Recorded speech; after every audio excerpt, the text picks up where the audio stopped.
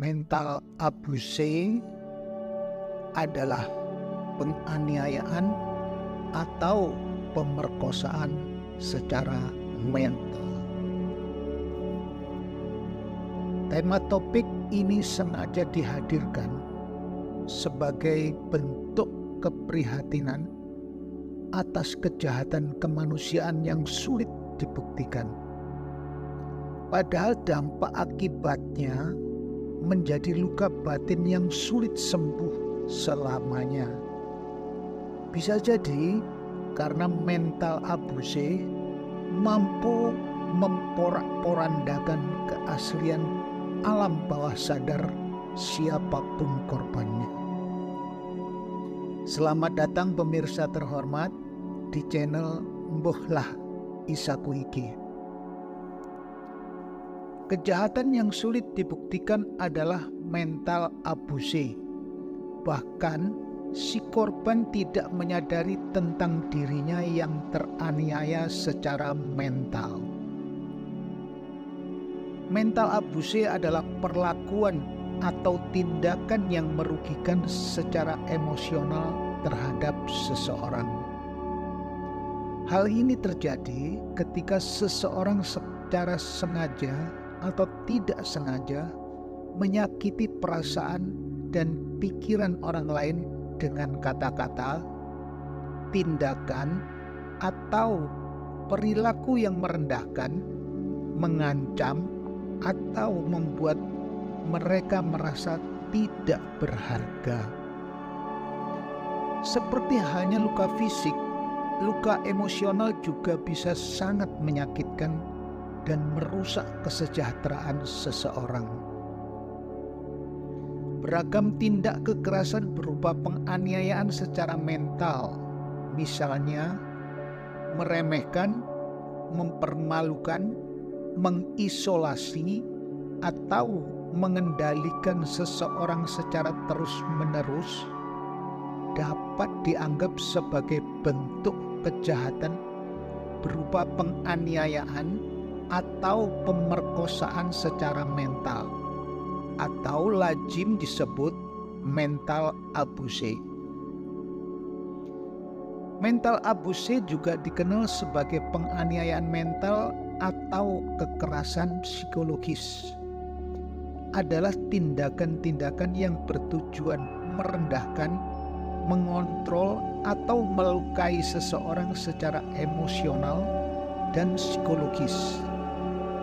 Ini sering kali terjadi dalam hubungan antarpersonal, seperti dalam hubungan pasangan, keluarga, atau bahkan di tempat kerja.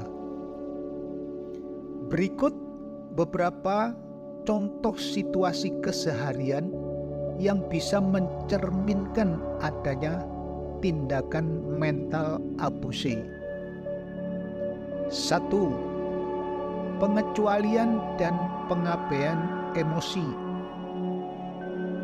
Seseorang mungkin secara terus-menerus mengabaikan perasaan dan emosi pasangannya.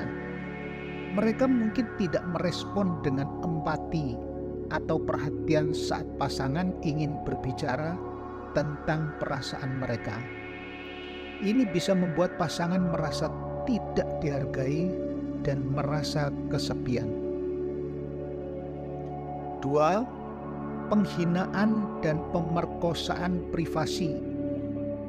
Seseorang bisa merendahkan pasangannya di depan orang lain, mengolok-olok kekurangan mereka, atau meremehkan impian dan tujuan hidup mereka. Selain itu, invasi privasi seperti membaca pesan atau email pribadi tanpa izin juga bisa menciptakan rasa tidak aman dan ketidaknyamanan. 3. Pengontrolan dan isolasi. Pelaku bisa mengontrol aktivitas dan hubungan sosial korban, seperti melarang mereka berbicara dengan teman-teman atau keluarga. Hal ini bisa menciptakan perasaan ketergantungan dan isolasi sosial. keempat, ancaman dan intimidasi. Mengancam atau meninggalkan pasangan atau menggunakan ancaman fisik atau ekonomi untuk memaksa pasangan melakukan sesuatu yang mereka tidak ingin lakukan adalah contoh penggunaan intimidasi. 5. Pemberian harapan yang tidak konsisten. Pelaku bisa memberikan harapan palsu seperti mengatakan akan berubah atau memperbaiki perilaku mereka, namun kenyataannya tetap melakukan hal yang sama.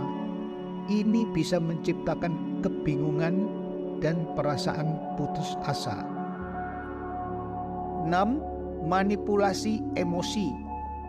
Penggunaan emosi pasangan untuk mengendalikan situasi seperti dengan memanipulasi rasa bersalah atau penyesalan mereka untuk dapat apa yang mereka inginkan.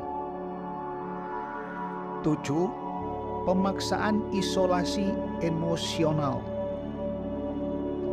Mungkin terjadi pemisahan pasangan dari dukungan emosional luar, sehingga mereka lebih bergantung pada pelaku untuk dukungan dan validasi emosional. 8. Mengkritik dan merendahkan diri. Pelaku bisa terus-menerus mengkritik penampilan, kecerdasan, atau keterampilan pasangan sehingga merendahkan harga diri mereka. 9. Manipulasi kepercayaan. Pelaku bisa memanfaatkan kepercayaan pasangan untuk mengelabui, seperti dengan berbohong atau menipu secara terus-menerus. 10. Penghentian komunikasi. Menghentikan komunikasi sebagai hukuman atau cara untuk mengendalikan pasangan, misalnya dengan memberikan hukuman dingin dan diam selama berhari-hari. Penting untuk diingat bahwa tindakan-tindakan semacam ini sangat merusak dan berbahaya bagi kesehatan mental dan emosional korban.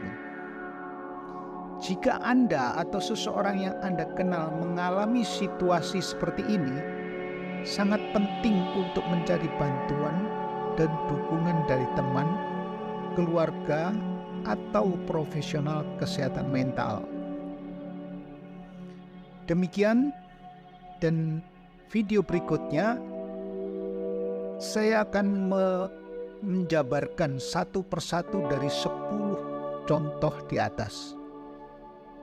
Terima kasih, sampai jumpa di video berikutnya.